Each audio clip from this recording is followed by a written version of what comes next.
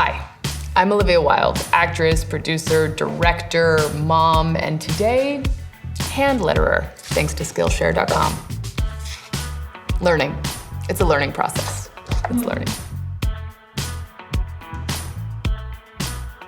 I'm Jessica. Nice to meet you. Nice to meet you. I'm so excited to hang out with you today. I feel like this time has taught us all what is possible remotely, and I think it's interesting to consider continuing that. Like, we can keep learning new skills with people who are far away. We can keep connecting. One of the reasons why I started teaching online classes was just because I got so many people that were like, oh, I wish I could come to your studio and learn from you, but I can't afford it, or I have kids and I can't get away. And I'm like, yeah, let's do it. Once you witness your kid learning via Zoom and you're like, wow, my kid's getting an education, and you think like, I could also learn things. And there are definitely things I don't know how to do that I've always kind of wanted to know how to do. And we're gonna make something actually for one of my kids, for my daughter Daisy, who's turning 4 this week. So I thought my gesture for her birthday would be making her a beautiful sign for her room that would also be kind of an inspirational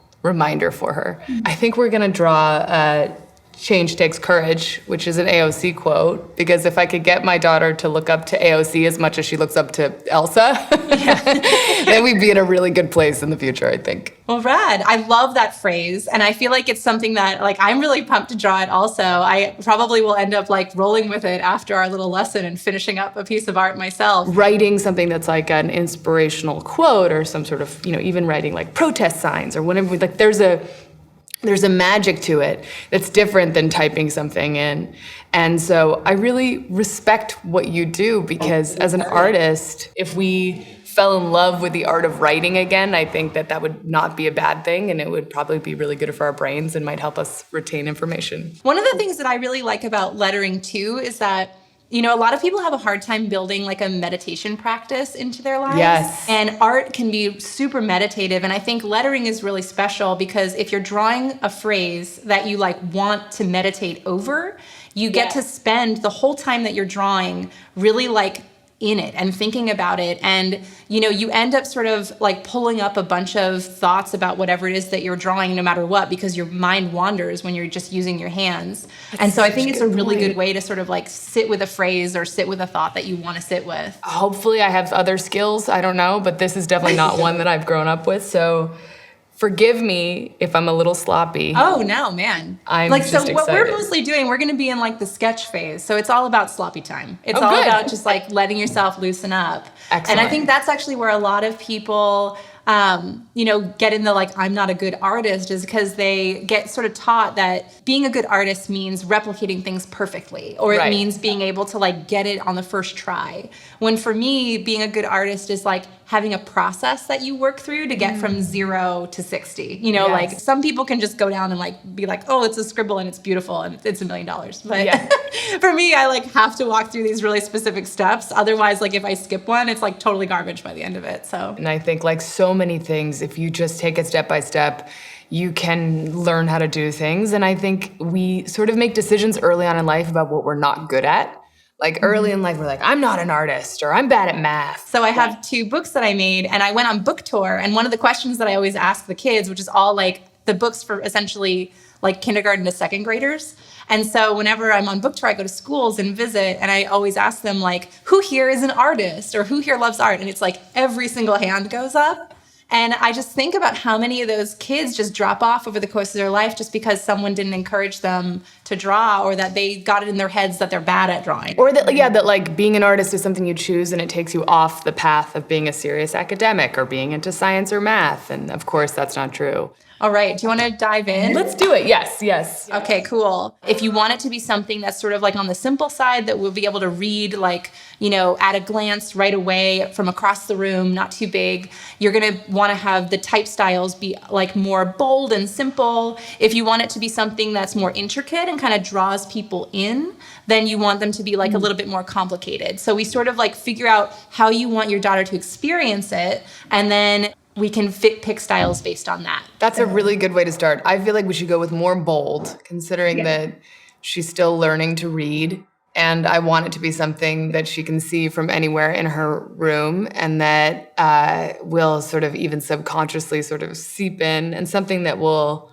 kind of wake her up out of feeling, I don't know, like a lack of courage, or when she's feeling frustrated, so that it'll just like be there, and in her peripheral vision, she'll know it's there, and it'll seep in. So let's go bold. Okay, great. And then the next thing that I think about is like the hierarchy. Like, what words are the most important thing that we need to make sure are emphasized? This phrase is great because it's like we can do it a bunch of different ways. We can do a hierarchy where it's really even. So it's like change takes courage and it's all like the same. Or we can do change takes courage.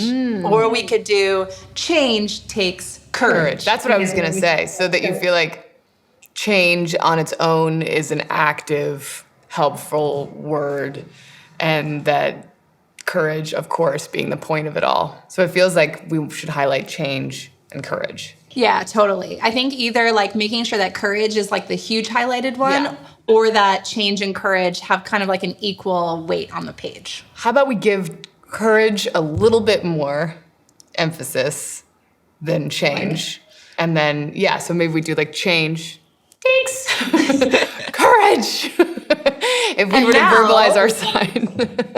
And so then next we'll get into the layout, now that we know our hierarchy. And so the cool thing that we can do is that we can work with a few different kinds of layouts to make this happen. So I'm just going to really sketch some like sort of loose ways that we can work with the words, right? Okay. So when I start doing my layouts, I'll just start by like sort of drawing the line on the top and bottom of like where I think the words will go. This would be a layout that would be really straightforward.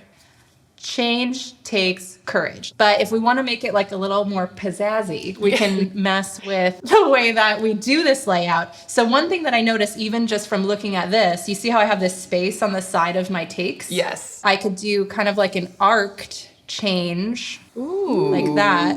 And then takes in the center. Yes. And then courage underneath it. Oh, that's good. So that's one way we can do it. That's really good.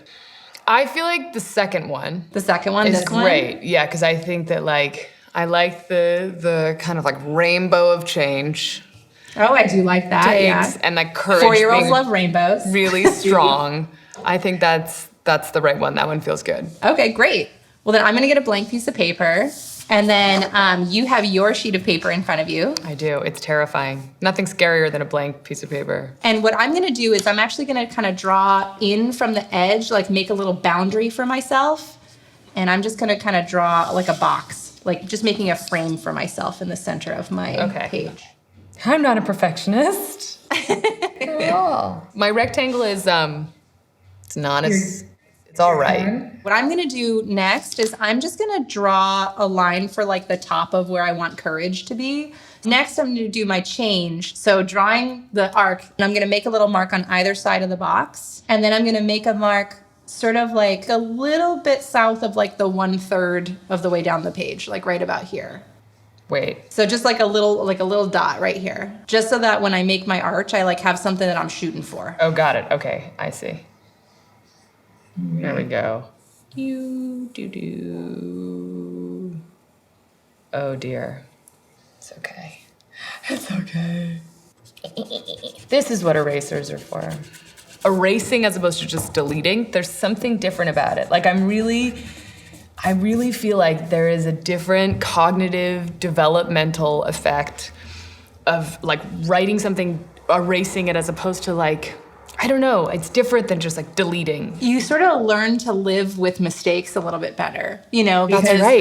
I draw on an iPad a lot now, and I'm so used to it that I'm like always like double tapping my physical drawings, like whenever I'm drawing. Like, zoom, and a lot of people have that problem. So now what we're gonna do is plot where our letters are gonna go. And I end up doing a lot of erasing during this part because I always run out of room or make it too tight or whatever. You're so right that it's meditative. Look at you, you're erasing. How come you're erasing? Yours was perfect. Because I ran out of space. I had to like narrow it out. Even real artists erase. Even real artists That's what erase. I've learned. So which letters do we have here that we can mix up the most? So I'll talk about H and A because you've got your crossbars that you can do interesting things with. For an H, right, you generally have like your two verticals.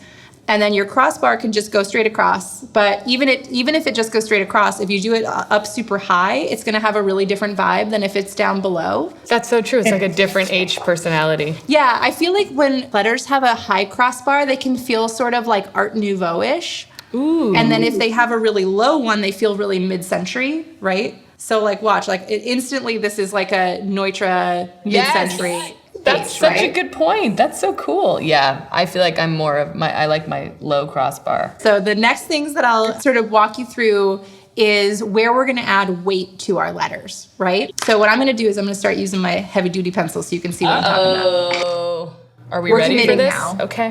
One of the rules for where you add thicks and thins is wherever there's like a downstroke in how you're drawing is where a thick would be. Thick. And wherever there's an upstroke is where a thin would be. When you draw an A, you're going up, right? And then down. So our thick part of our letter A is on the goes down. on the right side. Oh, that's right? a good rule of thumb. Oh my God. This pencil means business. It's a mean pen. It's like you better mean this. You better have sketched it out. Ends go up, down, up. So you're gonna get your thick in the middle. Oh, right. Boom. See how I have it like similar on the top to the bottom? Yeah. So it like is a point here and here. It's a little hard to like sort of predict, but you end up sort of having to figure out they have to be parallel lines. Here we go. Okay. Yeah, there you go. That's looking good. You're so kind. Even though we tell our kids like be patient and it's okay to make mistakes and it doesn't matter and just have fun with it, like it is genuinely hard to do that because you're just you get frustrated and you're like, I'll just stop doing this and do something that I'm good at, and yet like then you don't learn anything new. The best part about this is going to be when I hand this to Daisy and she's like, cool, did you get me any dolls or toys or anything? I'll be like, you look at that sign again. Mommy learned a skill for you. And now I'm going to hop on my courage and just do the same exact thing, and then we'll tackle our takes. Hop on that courage. Hopping on the courage. Oh my gosh. Ooh, I get to use this is what I'm really here for. Yeah, aggressive sharpening. It's been a minute. This just looks like I know what I'm doing. Okay, here we go.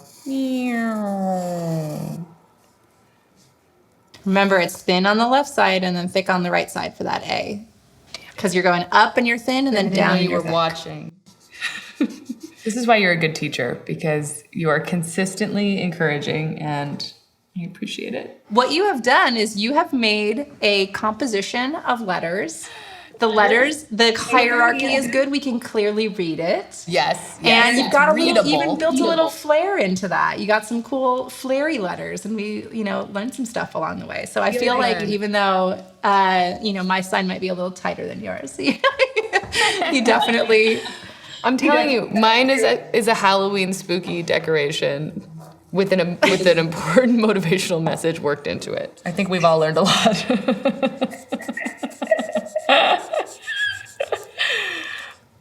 I think one of the big lessons I learned was like to start with a lighter hand and not go in so deep right away. One of the things that you have to really appreciate about being a visual artist or being an artist at all is that you have to love the process. Mm-hmm. And if you don't love the process, then you're in the wrong line of work. So to me, anytime that things take time, it's me just getting to do more of what I love to do. Oh, that's such a good attitude. That is a great perspective. If it takes time, it just gives you more time to do what you love to do. I needed that today. That's such a great reminder, because I feel like I'm in the middle of such a complicated project. It's taking so much time and so much work. And rather than thinking like, when is it going to be done? I should be thinking like, this is the part where I actually get to do the thing that I love to do. Yeah. Why rush it? You got to love the journey, not just the destination. That's good. That's our next sign. I love this sign. I think you did an awesome job. We learned about weight. We learned about serifs. We did. We talked about script. We talked about a lot. Thank you so much. It was such a fun, awesome time. It's so great to meet you. Yeah, it's great to meet you too. I have even more respect for what you do now. And thanks. I think it's awesome. And I'm looking forward to checking out your other classes because I want to learn. I got no shame. Ta-da! Explore Explore your creativity at Skillshare.com.